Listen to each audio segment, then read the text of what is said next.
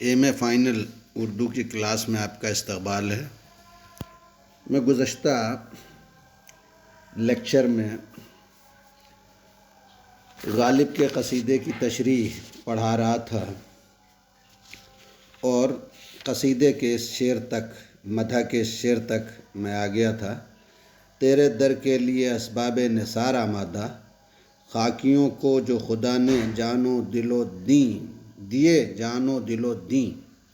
اب اس کے بعد سے مجھے قصیدے کے یہ آخری حصے کے، جس میں مدح اور مدعا ہے، وہ پڑھانے ہیں۔ تیری مدحت کے لیے ہیں دل و جاں کام و زباں، تیری تسلیم کو ہیں لوح و قلم دست و جبیں۔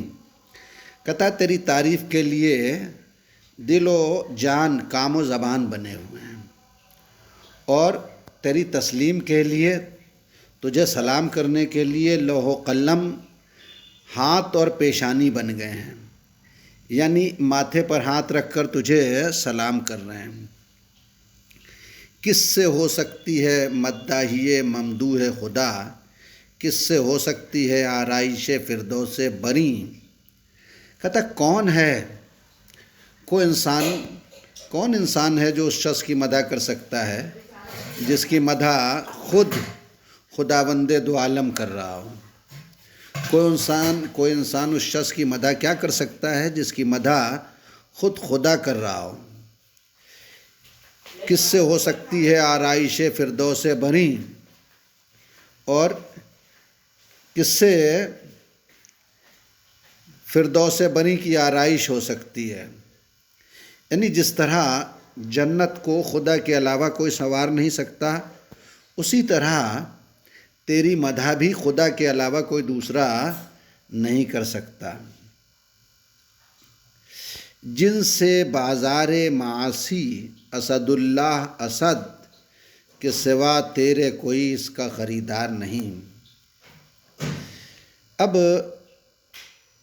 جن سے بازار معاصی اسد اللہ اسد، اس مصرعے کے دو مفہوم ہیں۔ اگر اسد اللہ کو غالب کا نام قرار دے دیا جائے، جیسا کہ آپ جانتے ہیں کہ غالب کا نام اسد اللہ خان اسد تھا، تو مطلب یہ ہوگا کہ میں اسد اللہ نام اسد، جس کا تخلص بھی اسد ہے، جن سے بازار معاصی ہوں، یعنی گناہوں کے بازار کی ایک شے ہوں۔ اور اگر اسد اللہ کو حضرت علی کے لقب کی طرف لے جائیے تو مطلب یہ ہوگا کہ اللہ کے شیر، تیرا یہ ممدوح، تیرا یہ مداح جس کا تخلص اسد ہے، یہ معصیت کے بازار کی شے ہے، کہ سوا تیرے کوئی اس کا خریدار نہیں، کہ کوئی بھی اس کا پرسان حال تیرے علاوہ نہیں ہے۔ مجھے تیرے شوخی عرض مطالب میں ہے گستاخ بہت، ہے تیرے حوصلہ فضل پر از بس کے یقین۔ کہتا چونکہ مجھے تیرے فضل پر اور کرم پر یقین ہے، اس لیے میں اپنے مطلب کو بیان کرنے میں بہت گستاخ ہو گیا ہوں۔ میں بہت گستاخی کے ساتھ، بڑی دریدہ دہنی کے ساتھ، بہت ہی آپ یہ کہہ لیجیے کہ صاف گوئی کے ساتھ جو ہے وہ اپنے مطلب کو تیرے سامنے بیان کر رہا ہوں۔ دے دعا کو میری وہ مرتبہ حسن قبول، کہ اجابت کہے ہر پس 100 بار آمین۔ کہتا ہے میری دعا کو قبولیت کا وہ مرتبہ عطا کر دے کہ خود قبولیت میرے دعا کے ہر لفظ پہ 100 بار آمین کہے۔ غم شبیر سے ہو سینہ یہاں تک لبریز، کہ رہیں خون جگر سے میری آنکھیں رنگیں۔ اب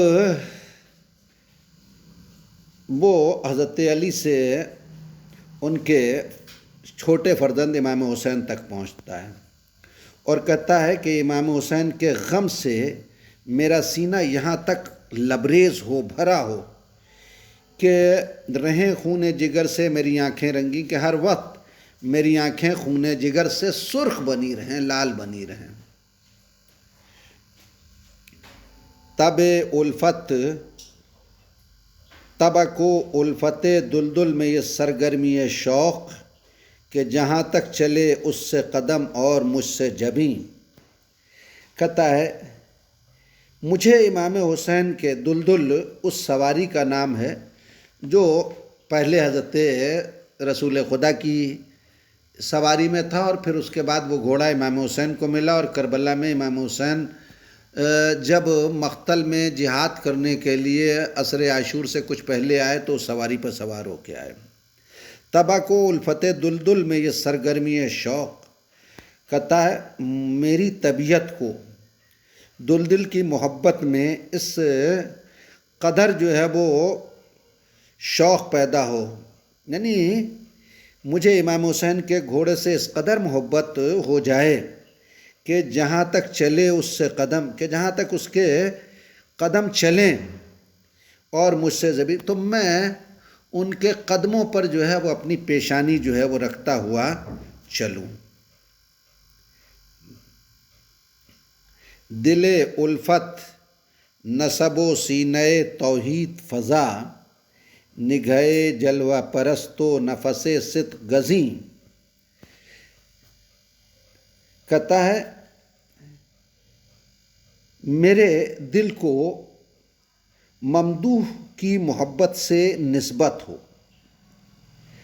دل الفت نصب نسبت ہو، میرے جو ہے وہ دل کو ممدوح کی محبت سے نسبت ہو، وسینہ توحید فضا، اور میرا سینہ توحید سے جو ہے وہ بھر جائے، نگہ جلوہ پرست و نفس صدق گزیں، اور میری نگاہ ہمیشہ تیرے حسن کا جلوہ دیکھتی رہے، وہ نفس صدق گزیں، اور میری سانس ہمیشہ سچائی کو پسند کرتی رہے۔